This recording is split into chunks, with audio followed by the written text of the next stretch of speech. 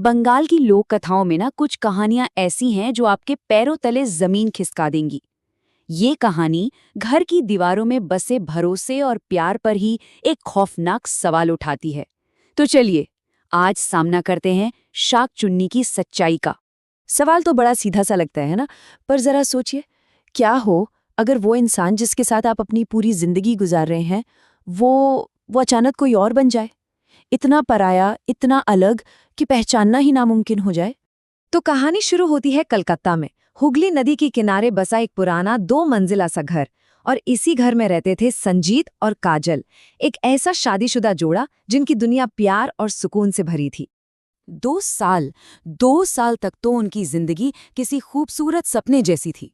लेकिन फिर उस सपने में एक ऐसा डरावना मोड़ आया जिसने सब कुछ बदल दिया। संजीत को धीरे धीरे महसूस होने लगा कि उसकी काजल अब वो काजल नहीं रही।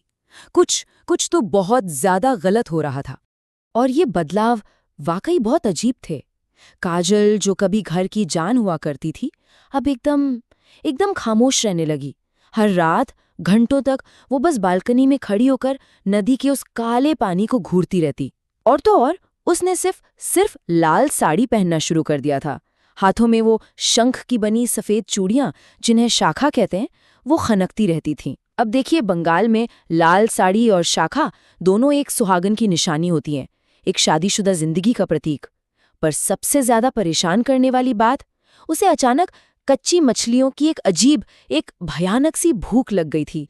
संजीत की ये बेचैनी बहुत जल्द एक ऐसे खौफ में बदलने वाली थी जिसकी उसने कभी कल्पना भी नहीं की होगी। घर का वो सुकून अब एक अनजाने गहरे डर में डूब चुका था। और फिर हालात बहुत तेजी से बिगड़ने लगे। एक रात संजीत की नींद अचानक टूटी। उसे लगा जैसे कोई उसके कंधे को चबा रहा है। अगली सुबह जब उठा तो अपनी गर्दन और कंधे पर गहरे दर्दनाक दांतों के निशान देखे। और फिर अगली रात रसोई से कुछ चबाने की, किसी जानवर के खाने जैसी भयानक आवाज आने लगी। और संजीत ने देखा, बिस्तर पर काजल नहीं थी। सोचिए उस वक्त संजीत पर क्या गुजरी होगी। हिम्मत जुटाकर वो अंधेरे में रसोई की तरफ बढ़ा। उसे क्या पता था कि दरवाजे के उस पार जो नजारा उसका इंतजार कर रहा था, वो उसके होश उड़ाने वाला था। वहां फ्रिज की उस हल्की सी रोशनी में काजल खड़ी थी, अपने दांतों से एक कच्ची मछली को फाड़ रही थी। खून उसके चेहरे से, उसके हाथों से टपक रहा था। और जब उसने मुड़कर संजीत की तरफ देखा तो उसकी आंखें बिल्कुल खून की तरह लाल थी। इससे पहले कि संजीत कुछ समझ पाता, वो चीज एक जानवर की तरह उस पर झपटी। संजीत जमीन पर जा गिरा और गिरते गिरते उसकी नजर उस चीज के पैरों पर पड़ी, जो अब काजल नहीं थी। उसके पैर पीछे की तरफ मुड़े हुए थे, और बस ये देखते ही संजीत डर के मारे बेहोश हो गया। अगली सुबह जब संजीत की आंख खुली तो घर में सब कुछ नॉर्मल लग रहा था। लेकिन वो जानता था कि रात का वो मंजर कोई सपना नहीं था। डर से कांपता हुआ वो भागा भागा शोभा बाजार के एक पुराने तांत्रिक के पास पहुंचा। तांत्रिक यानी वो इंसान जो ऐसी पारलौकिक, ऐसी रहस्यमयी शक्तियों को समझने और उनसे निपटने की विद्या जानता हो। तांत्रिक ने संजीत की पूरी कहानी सुनी और उसकी आंखों में भी डर साफ दिख रहा था। उसने बताया कि संजीत की पत्नी पर शाक चुन्नी का साया है। शाक चुन्नी ये एक ऐसी औरत की आत्मा होती है जिसकी शादी से ठीक पहले मौत हो गई हो।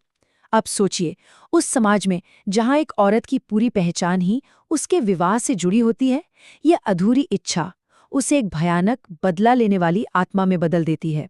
एक ऐसी आत्मा जो दूसरों की शादीशुदा जिंदगी चुराकर अपनी ख्वाहिश पूरी करना चाहती है। तो इसका तरीका क्या है?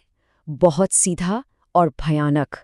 पहले ये एक शादीशुदा औरत पर कब्जा करती है, फिर उसके शरीर का इस्तेमाल करके वो एक सुहागन की जिंदगी जीती है, वो जिंदगी जो उसे कभी मिल नहीं पाई। लेकिन इस चोरी की हुई जिंदगी की एक कीमत होती है, और वो कीमत है पति का खून। वो धीरे धीरे, रात दर रात उसका खून पीकर उसे कमजोर करती जाती है, जब तक कि वो मर ना जाए। तांत्रिक ने संजीत को साफ साफ चेतावनी दे दी, यह आत्मा उसे तब तक नहीं छोड़ेगी जब तक वो उसके शरीर से खून की आखिरी बूंद भी न चूस ले। यानी संजीत की जान पर बनाई थी। अब कोई और रास्ता बचा ही नहीं था। संजीत उस तांत्रिक को लेकर सीधा अपने घर पहुंचा। शाम ढल रही थी और घर के अंदर एक जानलेवा मुकाबले की तैयारी हो रही थी। जैसे ही तांत्रिक ने मंत्र पढ़ने शुरू किए, घर में एक अजीब सी सर्द हवा चलने लगी। ड्राइंग रूम में खड़ी काजल की आंखें धीरे धीरे लाल हो गईं। उसका वो प्यारा सा चेहरा गुस्से से बिगड़ने लगा और उसके गले से एक जानवर जैसी गुर्राहट निकली। वो अब काजल नहीं थी, वो शाक चुन्नी थी अपने असली रूप में। तांत्रिक अपनी पूरी शक्ति से मंत्र पढ़ता रहा, लेकिन उस भयानक आत्मा पर कोई असर नहीं हो रहा था। उल्टा उसका गुस्सा सिर्फ बढ़ता ही जा रहा था। और फिर पलक झपकते ही शाकचुन्नी ने तांत्रिक की गर्दन अपने दांतों में जकड़ ली। अचानक घर की सारी बत्तियां बुझ गईं और उस घुप अंधेरे में सिर्फ तांत्रिक की दर्द भरी चीखें गूंजने लगीं।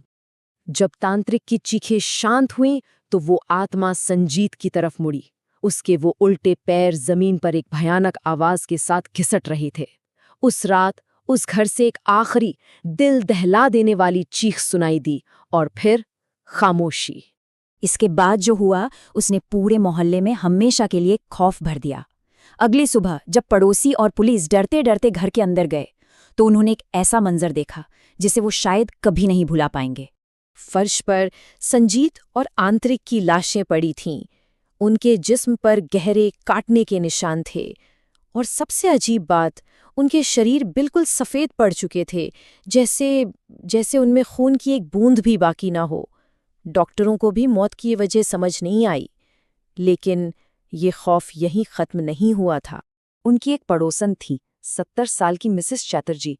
उन्होंने उस रात का वो भयानक मंजर अपनी खिड़की से देख लिया था। बेचारी सदमे में थी। कुछ हफ्तों बाद उनकी भी ठीक उसी तरह मौत हो गई। उनका शरीर भी बिल्कुल सफ़ेद और उस पर भी वैसे ही दांतों के निशान।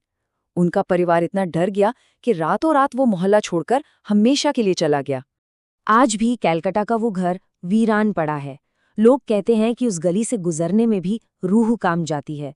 लेकिन सवाल ये उठता है कि क्या वो घर वाकई खाली है, या फिर आज भी उस पुराने घर की बालकनी पर लाल साड़ी पहने कोई साया इंतजार करता है, जिसकी शंख की चूड़ियों की खनक आधी रात के सन्नाटे में एक डरावनी चीख की तरह गूंजती